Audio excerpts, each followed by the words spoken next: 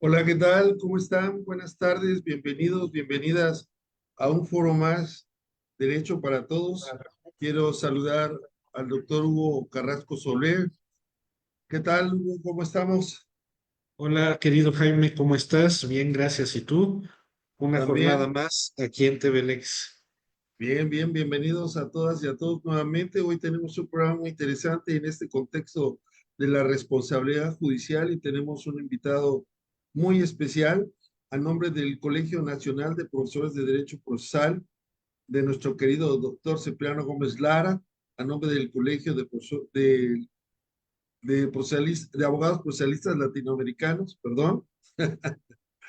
Estamos muy contentos de estar transmitiendo aquí en TVLEX. ¿Nos puedes hacer el honor, estimado Hugo, de presentarnos quién nos acompaña hoy, por favor? Claro que sí, se encuentra con nosotros el doctor Jaime Hugo Talancón Escobedo. Es catedrático de la Facultad de Derecho de la UNAM, es maestro por oposición, o especialista en Derecho Constitucional, diversos cargos de funcionario público, doctor en Derecho, autor de varias obras y pues desde luego un experto en estos temas de Derecho Constitucional y en esta vertiente que estamos teniendo hoy en día en México, como es esta nueva estructura del Poder Judicial, pues es una voz autorizada para poder comentar sobre este tema tan importante que es la responsabilidad de los futuros jueces, magistrados y ministros que conformarán el Poder Judicial. Bienvenido, don Jaime, muchas gracias por estar aquí con nosotros. Muchas gracias, don Hugo Carrasco Solé y don Alfonso Jaime Martínez Lascano. Agradezco mucho su cordial invitación para platicar sobre estos temas tan importantes y trascendentes. Muy Que amable, parecieran bienvenido. que Perdón, perdón, perdón. y que parecieran que pues son solamente para abogados, pero como este canal tiene la idea de llegar a toda la población y hacer digeribles los temas, y este tema que pareciera que pues es distante a la población, pero en verdad va a tener un impacto muy importante en el día a día de la población, porque pues muchas cosas se resuelven en el seno del Poder Judicial. Pues, Alfonso, no sé si quieras iniciar con la primera pregunta. Bueno, primero, nuevamente agradecerle la participación, el tiempo.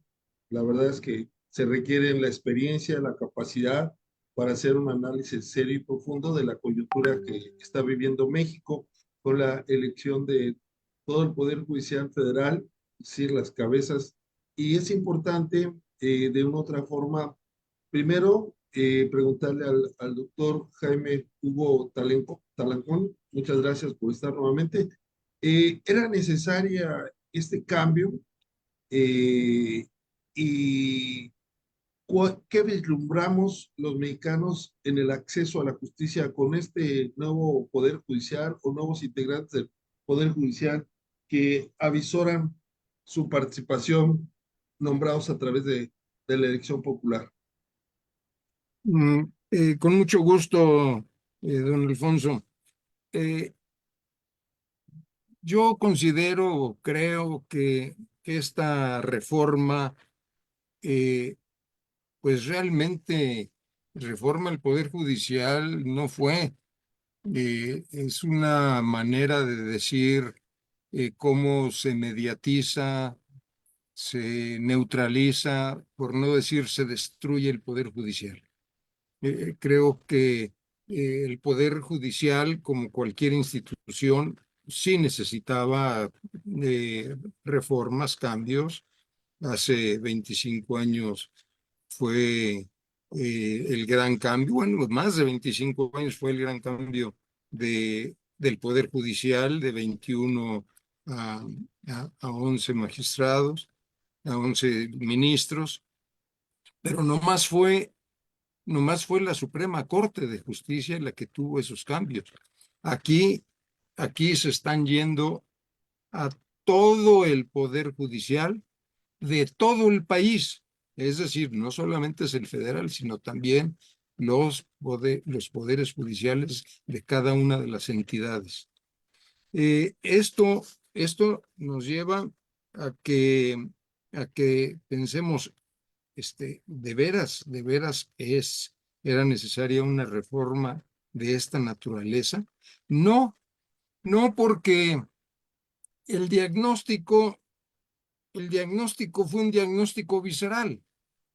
El diagnóstico parte de que se tiene que reformar el Poder Judicial porque hay corrupción,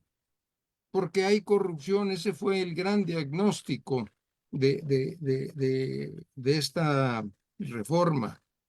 Eh, y el remedio para, para arreglar la corrupción que tiene la Suprema Corte de Justicia y todo el Poder Judicial de todos los estados es con la democracia. Es con la democracia. La democracia resuelve todo, cosa que no ha sucedido con el Ejecutivo ni con el Legislativo. Yo no sé de dónde sacan que precisamente a un poder digno, un poder que tiene una tarea muy delicada, lo ponen a politizarse, lo ponen a jugar a la democracia. Cuando pues el juez no es para el juego democrático. El juez es un personaje de estudio y de sentencias. No es de plaza pública. No es de andar convenciendo para que voten por él.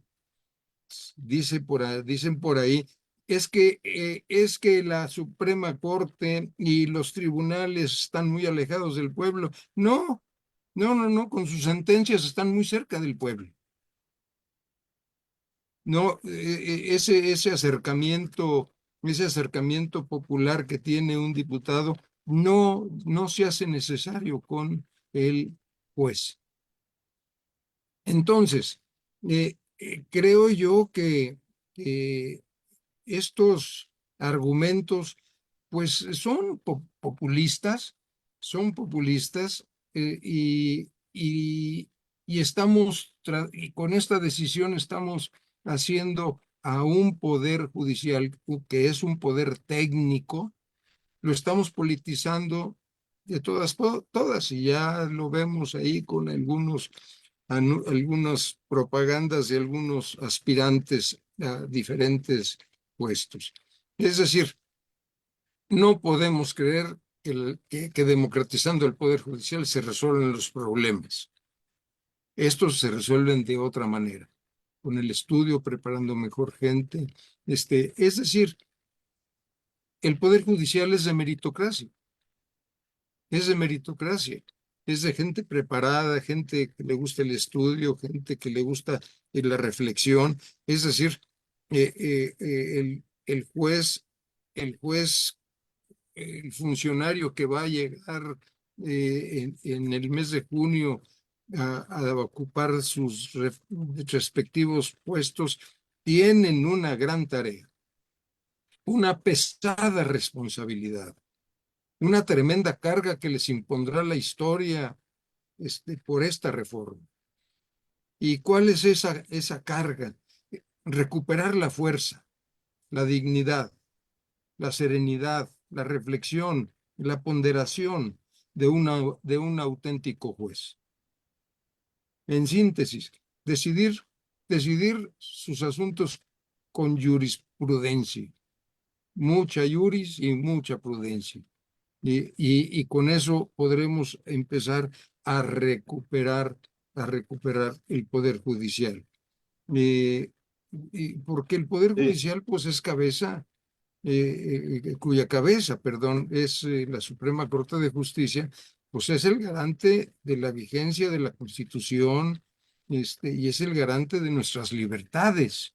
bien. ¿Usted considera entonces que hemos perdido con esta reforma al Poder Judicial y considera que el Poder Judicial históricamente ha protegido derechos humanos? Por ejemplo, en el caso de las restricciones constitucionales, que ya tienen 11 años, ¿cuál es esa democracia? ¿No nada más siendo electos o también es respetando los derechos humanos? No, sin duda, sin duda. Es decir, bien es cierto que hay un cambio de normas, pero finalmente no hay un cambio de cultura política, pero tampoco ni ciudadana.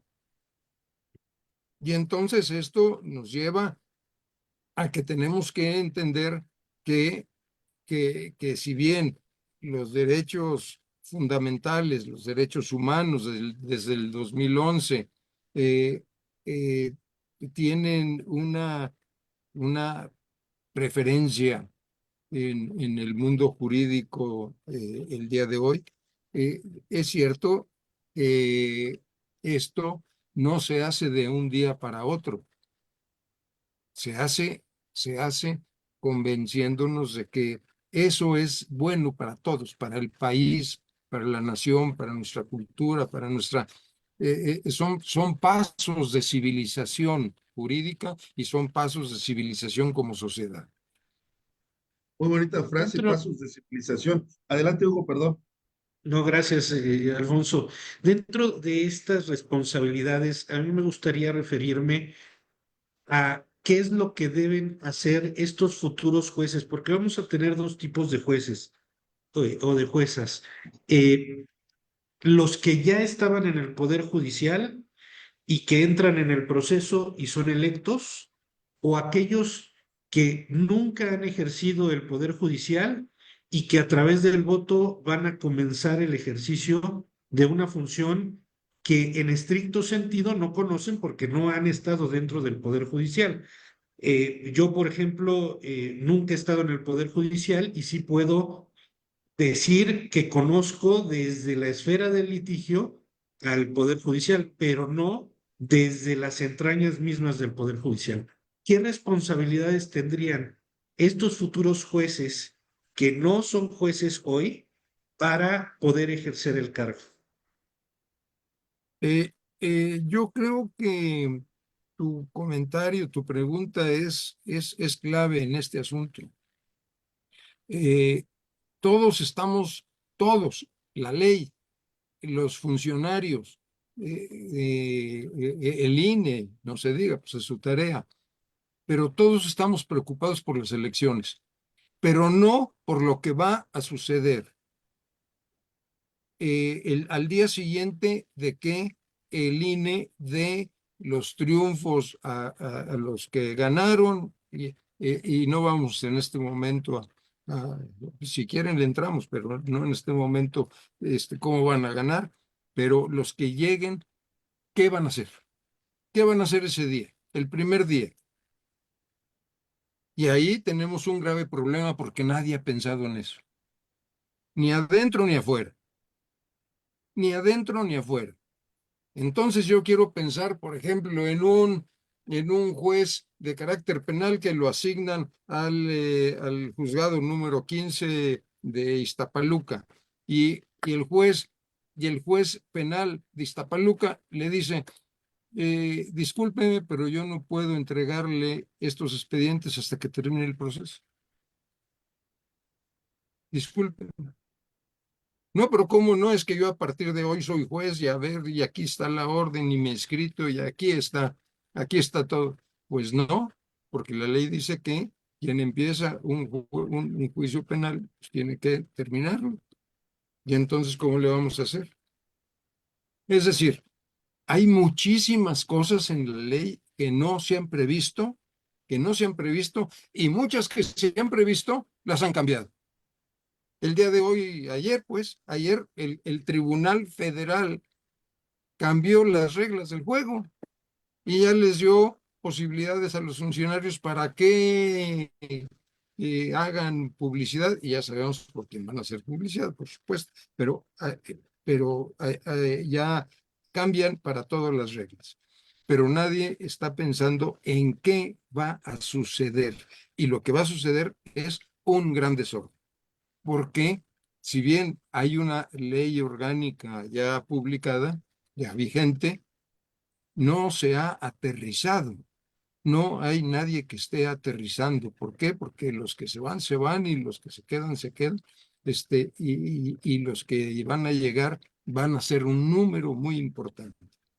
Un número muy importante. ¿Será Entonces, lo mismo, perdón que lo interrumpa, don Jaime, será lo mismo que un abogado, por ejemplo, que está en el foro académico, que está acostumbrado al uso de la voz, de la oralidad, eh, que nunca ha llevado una audiencia, lleve una audiencia, será fácil hacerlo? sí, ¿Será sí, esas habilidades, esas claro, conocimiento, experiencia, va a tener que ser responsabilidad del propio juez o del Poder Judicial o a cargo de quién va a estar la preparación en esas habilidades? está, yo creo que hay un convencimiento de que todos los que van a llegar saben exactamente qué hacer y no es cierto. Eso es totalmente falso. Van a llegar a las 9 de la mañana a su oficina y le van a decir, señor juez, usted tiene una cita, una audiencia, ya está el expediente, una audiencia mercantil, de quiebra, y van a venir los abogados y hasta el Ministerio Público va a estar ahí. ¿Y esto cómo se come? ¿Por qué? Porque desconoce. Un día antes preguntó dónde quedaba el juzgado. No los conoce. Y esa es una realidad. Bueno, Inclusive entonces, tenemos compañeros que nunca se han parado en un juzgado es cierto, y es están cierto. aspirando. Yo conozco muchos que son aspirantes, que son académicos y que jamás los hemos visto en un juzgado, pero yo preguntaría, siendo como el abogado del diablo, ¿verdad? ¿Será que todos los que anteriormente han sido nombrados ya tenían un conocimiento pleno, que realmente teníamos un sistema adecuado, eh, que esa reforma era una oportunidad para que todas esas observaciones, que la verdad se me hace muy interesante lo que menciona, porque ¿qué va a pasar con los jueces que están en funciones? Inmediatamente van a ser cesados y los nuevos tendrán que conocer de los procesos, siendo que usted nos ha mencionado que la norma establece que en principio tiene que terminar. ¿Qué deberá hacerse desde su perspectiva, estimado doctor Jaime Hugo? Además, quiero decirle que Gracias. lleva el nombre de su servidor, yo también me llamo Jaime y lleva el nombre de Hugo, no me había dado cuenta. De Hugo, Así pues sí, los dos son mis estamos entre, tocayos. estamos Sí, entre puros tocayos. entre tocayos. Muchas gracias. Adelante. Así es.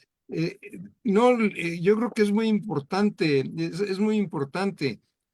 Por eso, por eso decíamos al principio que era una institución perfectible, perfectible y le hacían falta muchas cosas, sin duda. Pero todos sabemos que con este sistema que había antes de politizarlo, para llegar a juez, para llegar a juez ya no federal, ya no juez federal, para llegar a juez en un estado de la República, un juez de lo civil, un juez de lo penal, se pasaba 10 años como secretario, como escribiente, secretario, en diferentes puestos hasta que inclusive llegaba a juez. Por lo menos 10 años se aventaba. Así, muy brillante, 8 9. Hay jueces que llegan a jueces 15 años después. Es decir, ya llegan con un empaque más o menos bien hecho. Pero un juez de distrito, ¿cuántos años de experiencia necesita? Andan arriba de 15 años. De tal manera de que ahora van a llegar jueces de distrito, jueces de distrito, háganme el favor, háganme el favor. ¿Y qué necesitan para ser jueces de distrito? Satisfacer los mismos requisitos para ser magistrado, es decir, una práctica profesional de 3 años, pero aquí al juez de distrito no se le exige una antigüedad del título profesional ni un periodo mínimo de práctica profesional a un juez de distrito, que sabemos la importancia de un juez de distrito y la capacidad y el estudio que debe de tener para resolver todo tipo de cosas que le plantea. Nada de experiencia y el título profesional lo pudo haber tenido el día de ayer. En ese sentido, don Jaime, ¿cómo, digo, ya estamos con el problema enfrente y Sí. tenemos esos bajos requisitos? ¿Qué necesita el juez para poder resolver esos asuntos, para poder hacer bien su trabajo? ¿Qué es lo que es responsabilidad del juez, es responsabilidad del Poder Judicial, de lo que va a quedar como parte administrativa? ¿En manos de quién va a quedar esta responsabilidad? Porque vamos a tener ahora a jueces, digo, ya es un hecho, porque pues ya la elección está en camino y todo, y eso lo vamos a tener. ¿Es responsabilidad del juez capacitarse, no capacitarse? ¿Debe de haber interacción con las universidades? ¿La propia escuela o el instituto judicial es quien deberá de realizar esos cursos? Eh, ¿Cómo vamos a atajar ese problema como sociedad? ¿Cómo se ve que se puede afrontar este problema? Eh, yo creo que la responsabilidad es institucional, independientemente de que puede haber y las hay organizaciones de profesionales, de profesionistas, eh, para no vayamos tan lejos. En ustedes tenemos dos organizaciones fantásticas que podrían ayudarle a la Suprema Corte de Justicia, a la Escuela de Capacitación, a hacer cursos intensivos para los jueces que van a llegar, o los jueces que ya tienen nombramiento y entonces sí va a llegar el momento no de hacer propaganda política, sino de hacer un ejercicio de humildad y decir, yo no sé nada y quiero aprender. Ah, perfecto. Entra. Entonces, en las tardes nos vamos a dedicar a prepararlo a través de cursos intensivos, cursos de 3 meses, de 6 meses, según la necesidad, pero se le pueden hacer los ofrecimientos a diferentes instancias judiciales, sí, sin duda, pero es responsabilidad institucional. Ahora sí, volver a empezar, pero ahora Ya de no, ya no cero, estamos porque hablando toda la del. carrera judicial hoy por hoy se rompió. Claro, ya no estamos hablando solamente del conocimiento jurídico, que eso sí debiera de respaldarse en un título. Vamos a decir Yo me que lo refiero hay. a las habilidades blandas de estar en un juzgado, o sea, las habilidades que Exacto, necesita tener exacto, para hacer funcionar un juzgado. exacto, exacto. No vamos a dudar del título, no vamos a dudar de la cédula profesional.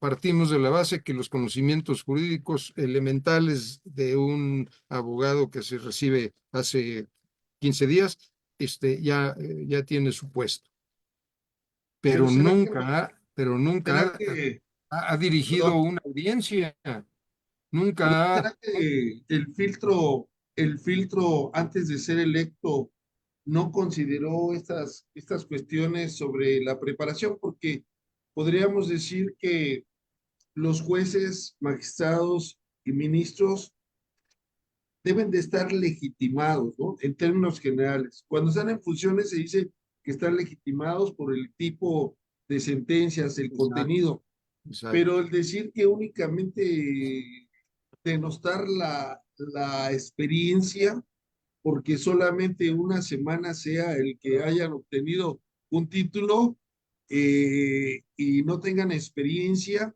pues la verdad va a ser muy difícil.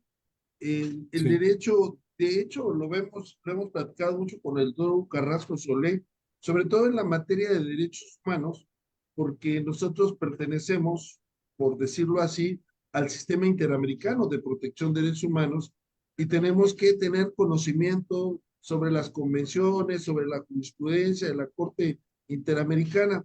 Y vemos que en el Poder Judicial, los que están ahora, ahí van, pero ¿cómo hacer una preparación de estas personas que en determinado momento no tienen ese tipo de conocimientos? Porque uno de los problemas que yo veo en lo particular es que las universidades no dan, en términos de la licenciatura, este tipo de información. Por ejemplo, la jurisprudencia de la Corte Interamericana, los casos que ha perdido México. La convencionalidad en términos generales, ¿no? Y seguimos atorados en una educación decimonónica del derecho. ¿Cómo transformar eso, estimado doctor Jaime Hugo?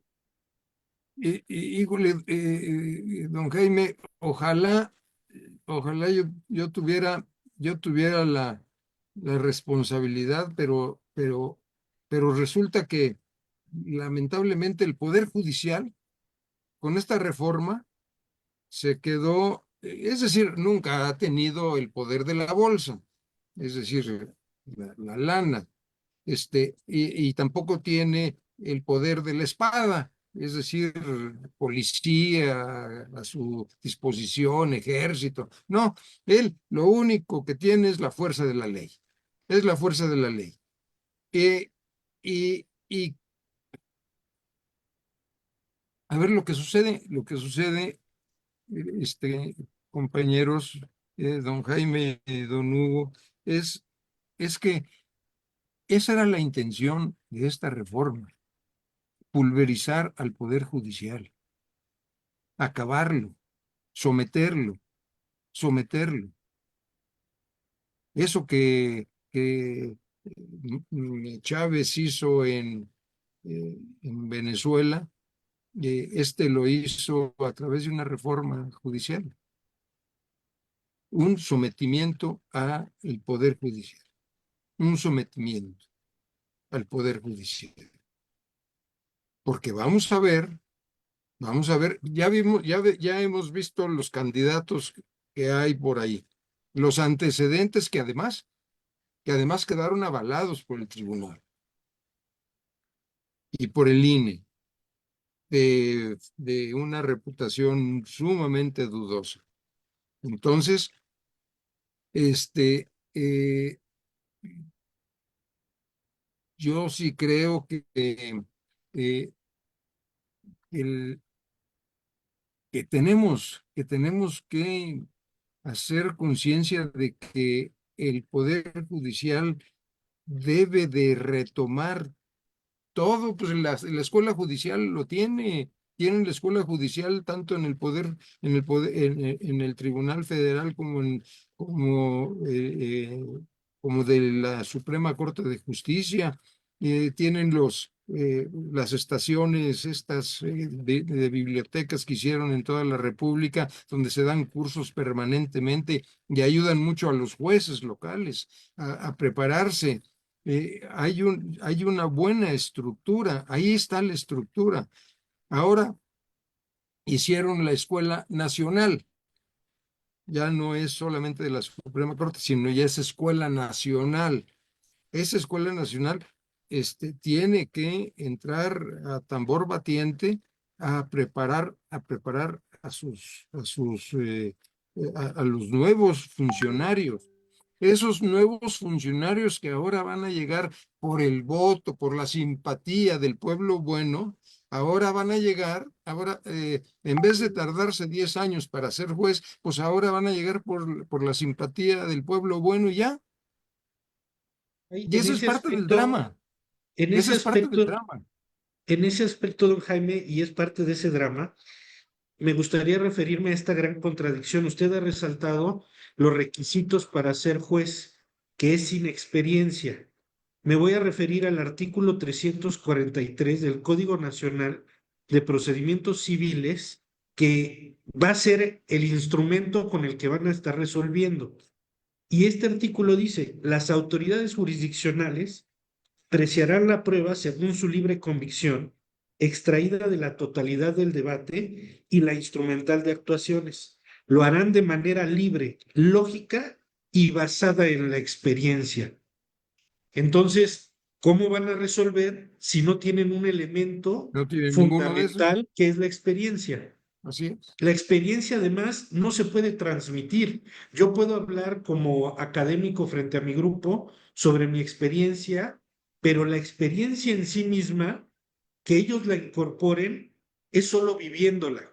Hace rato Alfonso mencionaba que si en la actualidad eso no sucedía. Yo creo que en la actualidad habrá algunos que no se incorporan a esta generalidad que estoy mencionando, que es la siguiente. Empezaba como actuario, luego se iba como secretario conciliador, luego como secretario de acuerdos, luego iban subiendo, iban viendo, estaban viendo el movimiento, formando parte del día a día de un juzgado. Tal vez como secretario conciliador o actuario, más bien como actuario no llevaban audiencias, pero el siguiente paso era llevar una audiencia de conciliación. Se iba incorporando esa experiencia. A mí lo que me preocupa es todo, pero lo que me preocupa es esta parte de la falta de experiencia en aquellos que van a llegar. No solo la experiencia como litigante es muy diferente a una experiencia como juzgador. Son dos visiones completamente diferentes sobre un mismo bien. Si pusiéramos el ejemplo de describa el elefante, un juez va a describir ese elefante de una manera diferente a la que un litigante lo va a hacer, y las dos serán acertadas, pero son realidades, digamos, parciales.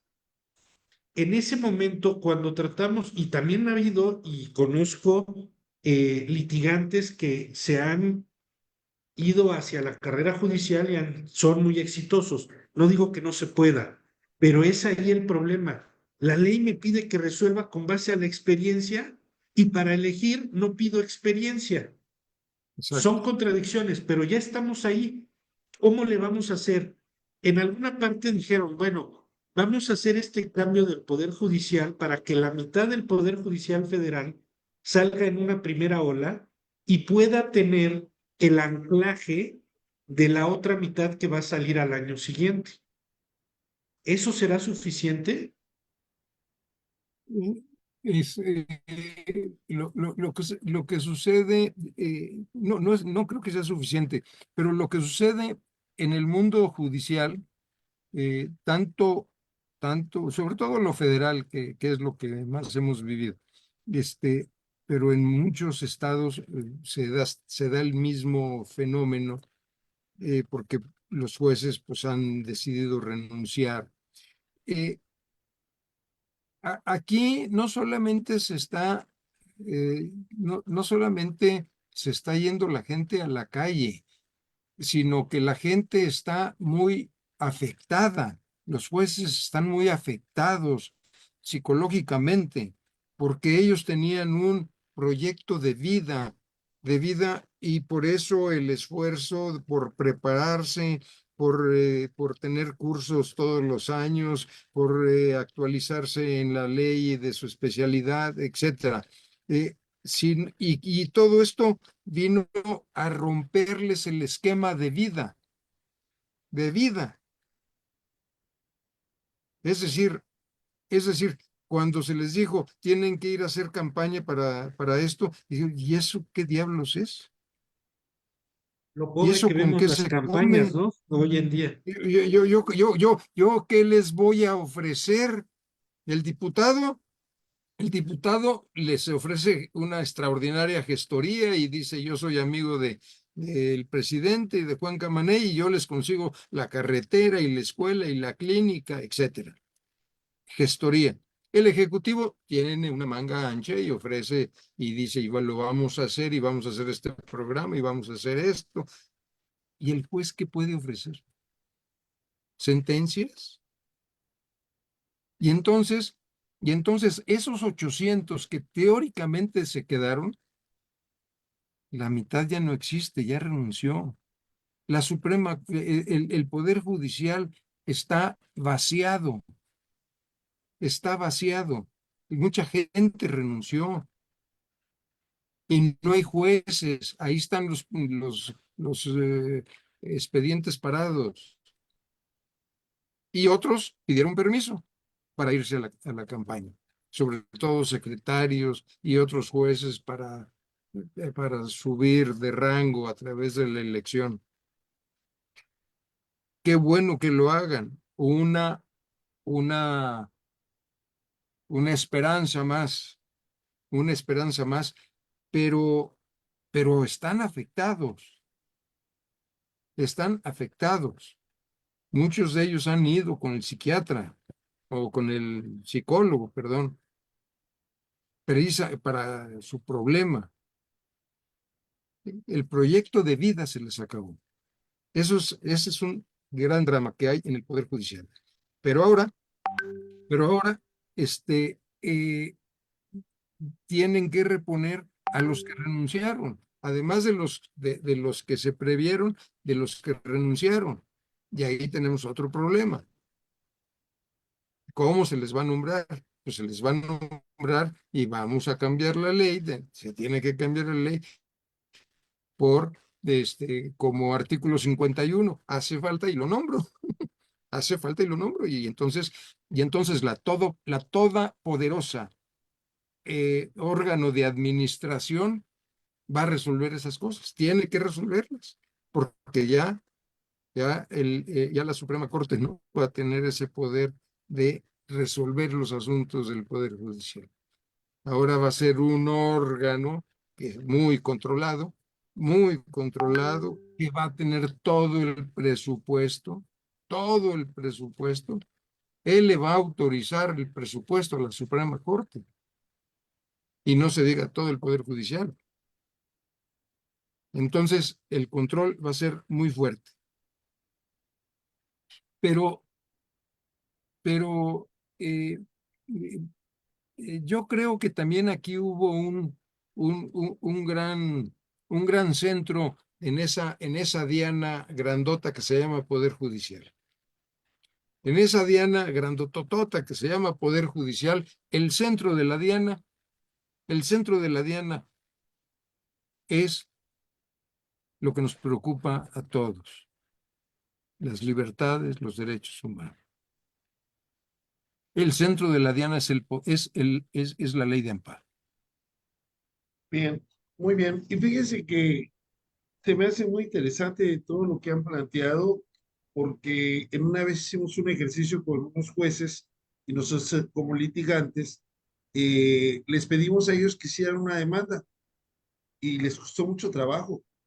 Y a nosotros nos pidieron que hiciéramos una resolución judicial y la verdad no pudimos hacerlo como ellos lo hacen. Entonces, como dice el doctor Hugo, la perspectiva es otra.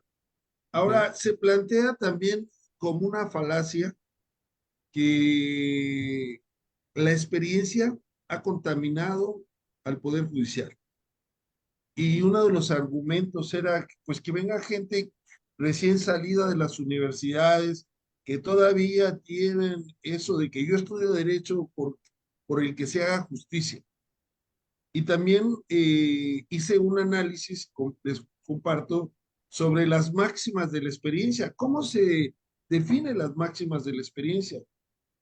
Y en la jurisprudencia y en los criterios aislados, pues no hay una definición clara, porque muchos conceptos son indeterminados, como podríamos decir, el libre desarrollo de la personalidad.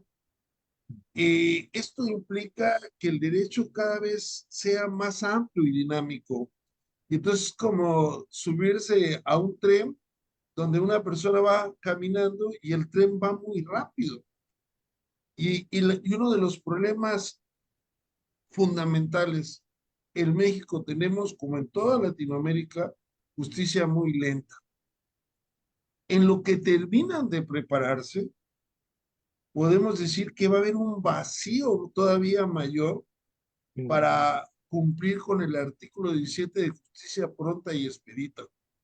¿Qué mecanismo podríamos implementar o sugerir desde la academia a este paso tan trascendente para que los justiciables tuvieran una respuesta conforme a los parámetros constitucionales y convencionales, estimado doctor Jaime Hugo, por favor? Ojalá ojalá, don Jaime, los que hicieron este proyecto de ley, que luego ahora es ley, lo hubieran pensado antes. Y yo estoy seguro que no lo hubieran hecho de esta manera. Este es un golpe seco, fuerte, y de lo que se trata es que la recuperación sea lenta, lenta, lenta. Uno. Dos, si no, tan es así que en el mecanismo para elegir nuevos funcionarios del Poder Judicial, ahí se acabó el proyecto de ley. Si hubieran empezado porque a dónde queremos llegar, a dónde queremos llegar para que tengamos un poder judicial de primera orden, un poder judicial dignísimo del país, donde la gente se sienta orgullosa de su poder judicial, y cómo lo profesionalizamos, cómo terminamos de profesionalizarlo, qué necesitamos, qué tenemos que sugerirle a las universidades que nos preparen gente que tengan inclinación hacia el Poder Judicial. Desde ahí tendría que venir este proyecto, pero lamentablemente no se hizo. Tan no se hizo que yo planteaba lo del día siguiente o el mismo día que va a llegar el funcionario. No tiene idea. Y institucionalmente sé que no están haciendo nada, que no están haciendo nada. No hay cursos, no hay cursos. Si no dirían, bueno, a ver, estamos interesados en que se preparen, de acuerdo, vamos a elegir jueces para que tomen posesión en un año. Vamos a elegir jueces para que en un año tomen posesión. Y ya saben qué puesto van a ocupar, y mientras que los que están se queden tranquilamente. No, ahorita está vaciado el Poder Judicial, y el Poder Judicial de muchos estados está vaciado. Entonces, la metáfora que usted utilizó me parece magnífica? ¿Cómo nos subimos al tren cuando pasa por la estación eh, a 100 por hora? Pues no, ¿quién se va a subir? Los atropella, se caen, se suben, y el que se quiere bajar se va a tropezar. En fin, esa metáfora me parece muy clara para lo que está sucediendo en el Poder Judicial. Y me parece muy buena su opinión y estoy pensando, no sé, Hugo, ¿cómo ves? Una especie de vacates, ¿no? Vacatio legis, claro. Sí, sí, Sí, una especie de vacates y que no solamente tienen que aprender derechos humanos, derechos constitucionales, sino administrar un juzgado, que también es una tarea es, complicada, ¿no? Su tiene bemol, ¿verdad? su tarea, que se andan peleando ahí los secretarios y cosas por el estilo. Hasta eso tiene que ver el juez. Sí. Bueno, saludamos aquí Sobre todo, rápidamente a Nayeli Espinosa, a Miriam Lisset Erasmo, que nos están viendo, a Nicolás Arananga, a Marcela Martínez, a Gabriel Moreno, excelente expositor para un gran tema, dice José Juan Burguicea, buenos días, Omarcín Orozco, la doctora Blanca Torres Espinosa de San Luis Potosí. Buenas tardes, excelente tema a tratar, un punto que ver qué pasa con la vida real en el Poder Judicial. Saludos a todos. Adelante, Hugo, perdón. ¿no? Gracias por todos esos saludos. Pues es importante toda esta parte de la capacitación. Y ahorita mencionas que tal vez podría ser una idea llevar a cabo la elección, tener ya los elegidos, pero generar un vacatio legis para que dentro de un año, año y medio, el Poder Judicial asuma la obligación que usted nos está comentando, don Jaime, de preparar a esos jueces ya designados o ya nombrados, ya votados, para que tengan el mínimo de estándares para el manejo de un juzgado volvemos, no creo que sea importante, sí es importante, pero sería un sinsentido decir que voy a capacitar en amparo a los jueces si lo que privilegié fue que fueran votados. No voy a decir, ahora tengo el juez y ahora lo voy a capacitar para que sepa manejar el amparo o el Código Nacional. Pero sí hay algunas materias o algunos temas que no saben manejar porque no han estado al frente de un juzgado, y creo que un mínimo de responsabilidad sería tan irresponsable. Y yo la verdad sí siento que es una responsabilidad compartida. Responsabilidad compartida en el sentido de que aquel que pretende ser juez debe de tener la suficiente autocrítica para decir, sí puedo manejar un automóvil Fórmula 1 y subirse a manejarlo, que no es lo mismo que manejar el carro que manejo todos los días. Pero también hay responsabilidad en ese compañía de la Fórmula 1 que le permite subirse al carro de Fórmula 1 sabiendo que no tiene las Claro, capacidades. claro. Yo solamente dejo subir a mi carro Fórmula 1 a quien sé que tiene las capacidades. El que puede manejar el estrés, el que puede manejar el volante, ciertas decisiones. No voy a permitir a que alguien que nunca ha manejado un carro Fórmula 1 se suba a un Fórmula 1 porque lo va a destrozar. Y va a destrozar todo lo que se ha construido para llegar a esa, digamos, esa tecnología, ese modelo, correr con el riesgo no solamente de destruir la vida del conductor, sino también la vida del vehículo. Entonces, me parece que aquí no es suficiente con decir, pues si él se metió en el proceso o ella se metió en el proceso, ella es responsable, porque para que funcione el Poder Judicial hay dos responsables. El Poder Judicial en sí mismo, en el órgano que usted está mencionando, que va a ser todopoderoso, y en el propio conductor que dice, puedo manejar un carro que ni siquiera conozco. Sería oportuno proponer un vacatio legis, decir, está bien, ya como sociedad ya nos metimos hasta acá, pero podemos suspender la entrada en funciones de estos jueces hasta que no cumplan el mínimo estándar para manejar un juzgado.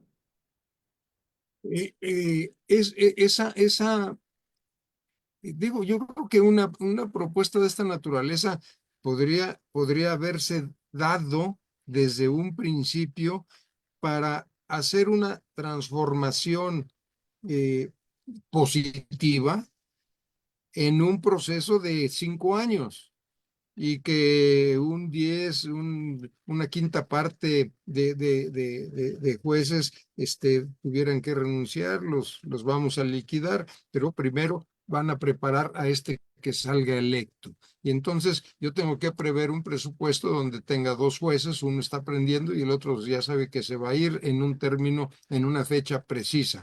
Es, pero todo esto lo piensa quien tiene cierta responsabilidad, cierta conciencia de que tenemos que hacer de nuestro Poder Judicial un Poder Judicial digno, pero no quien quiere destruir el Poder Judicial.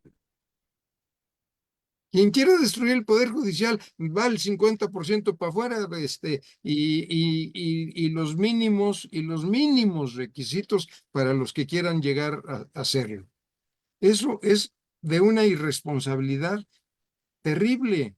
¿Y por qué esa irresponsabilidad? ¿Cómo nos explicamos esa irresponsabilidad? Pues por una sencilla razón. Nuestro sistema eh, de división de poderes está roto. Si bien es cierto, si bien es cierto, ha habido muchos gobiernos donde se dice que influían en la Suprema Corte, etc. Sí, pero digamos que había pudor, caray. Había cierto pudor para manejar las cosas. Aquí, aquí las molestias que le dieron al presidente, dándole amparo a la reforma energética, y protegiendo algunas cosas que no quería que se protegieran, o el asunto de las vacunas, aquel decreto de seguridad nacional, haciendo haciendo temas de seguridad nacional al Tren Maya, a Dos Bocas y al aeropuerto, bueno, pues ese era de chiste. Y en la Suprema Corte lo echó para abajo. El asunto de la prisión preventiva,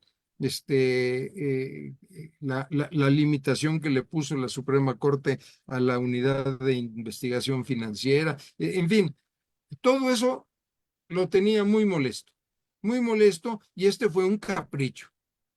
Y este fue un capricho que le aprovecha precisamente para construir una precaria, no sé qué tan precaria o qué tan perfecta,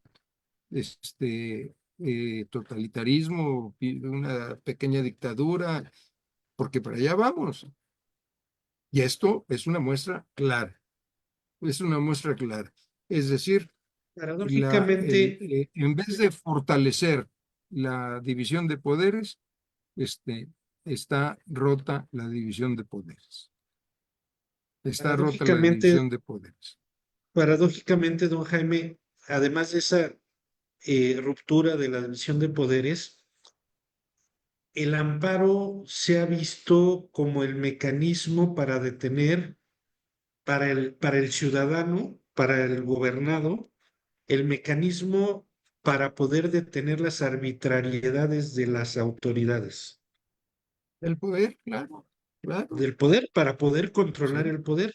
Y es ahí donde creo que el ciudadano de calle que piensa que esto no le va a impactar es a quien más le va a impactar, porque claro, cuando haya decisiones arbitrarias que le convengan al actual poder o actual o al que venga, que se mantengan, existen hoy los elementos para que el juez decrete en contra del gobernado y en favor del acto autoritario por la conformación que se está dando.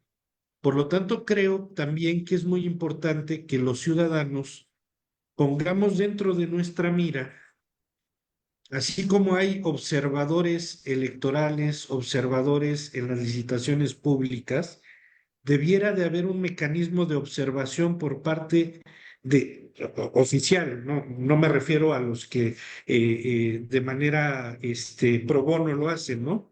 Y muchas veces ya estando involucrados en el tema, pero sí creo que es muy importante que la opinión pública, el ojo público, si hoy ya fueron llevados o van a ser llevados a través del voto público, pues que el mismo ciudadano también se responsabilice de tener en la mira que estén haciendo bien su trabajo y que les estén proporcionando las herramientas adecuadas para poder hacer bien su trabajo.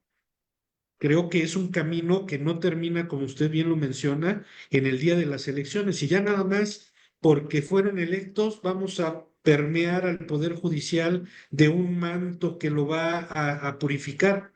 No, es un tema que se gana día con día. El problema es que yo creo que, como lo menciona, el día uno, el día dos, el día tres van a ser súper críticos porque muchas de las personas que llegan ahí no saben a lo que se van a enfrentar.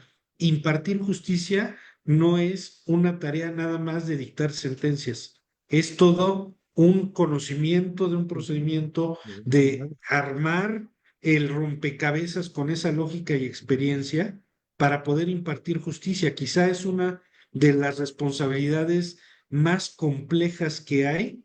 No hago a un lado el poder ejecutivo, el poder legislativo, pero me parece que el dictar una sentencia conlleva una responsabilidad máxima porque estamos afectando ya en particular la vida de una persona. Todavía cuando un legislador dicta una sentencia, todavía hay, digo, una legislación, publican llevan el proceso legislativo para una legislación, pues todavía hay mecanismos para que no afecte de manera inmediata al gobernado.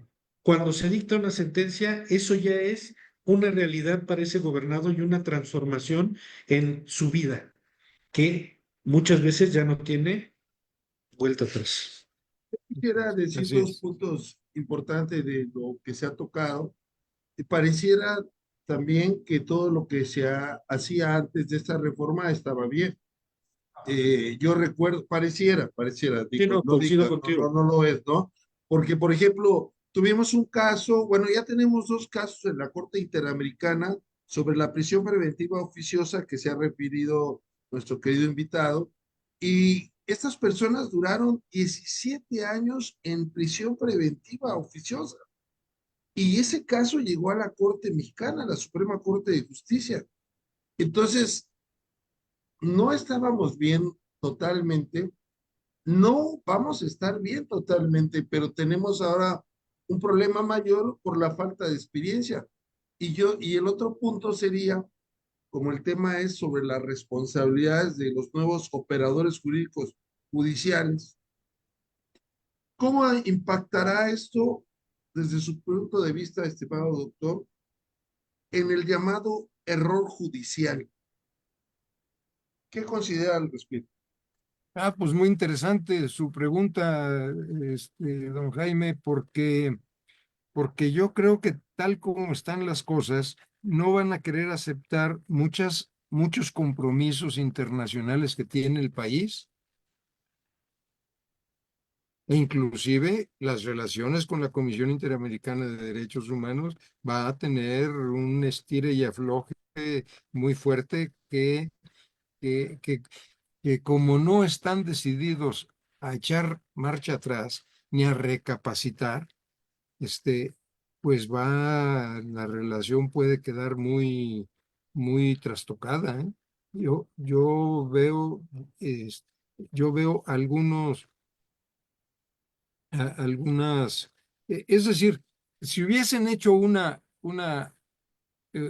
reforma correcta con sus tiempos, si hubieran preguntado cuál es la mejor o más adecuada y conveniente manera para seleccionar jueces. Vamos a superar el Ejecutivo con el Senado, vamos a buscar otra.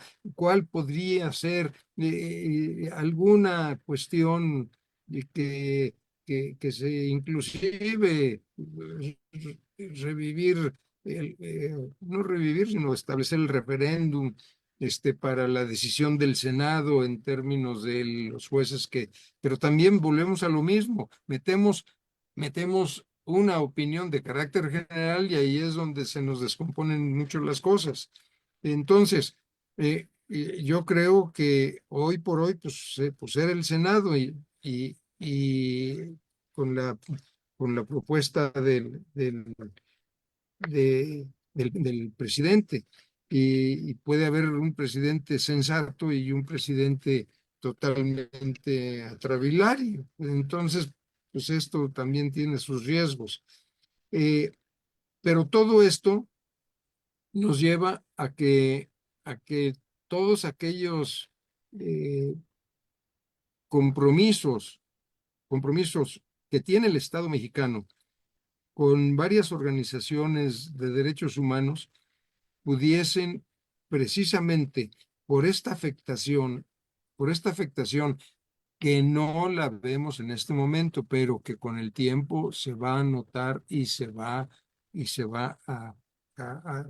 pues va a ser una flor que se abra, por decirle flor, o va a dar un fruto que no nos guste. Y entonces, y entonces van a intervenir con más fuerza y claro, se van a quejar y es un complot contra México, etcétera, etcétera, y va a terminar por tensar las relaciones con estos organismos o con y pueden estar en riesgo todos estos tratados. Pero sobre todo, pero sobre todo, creo que hay el convencimiento de quien gobierna, que ese es un tema que no les interesa. No En les cuanto al, interesa. en cuanto al error judicial, creo que va a aumentar, ¿eh?